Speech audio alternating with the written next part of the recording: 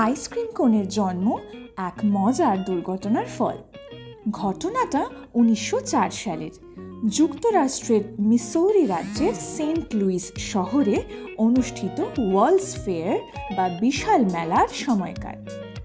মেলায় এক আইসক্রিম বিক্রেতা প্রচুর আইসক্রিম বিক্রি করছিলেন। হঠাৎ করে তার সব প্লেট ফুরিয়ে গেল, অথচ গ্রাহকদের লাইন তখনও লম্বা।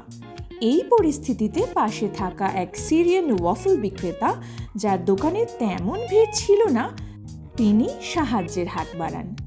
তিনি তার গরম পাতলা ওয়াফল রুটি তার হাতে গোল করে কোণের মতো বানিয়ে দেন এবং বলেন, এটার মধ্যেই আইসক্রিম পরিবেশন করো। গ্রাহকরাও নতুন এই পরিবেশনে খুব খুশি হয়, কারণ এটা খাওয়া যেমন সহজ, তেমনি পরে ওয়াফলটা খেয়ে ফেলা যায়, ফেলে দিতে হয় না।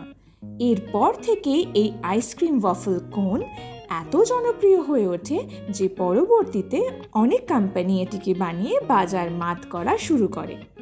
এভাবেই এক প্রাথমিক সমস্যা থেকেই জন্ম নেয় আজকের প্রিয় আইসক্রিম কোন, যেটা এখন আইসক্রিমের সঙ্গে অবিচ্ছেদ্য এক অংশ।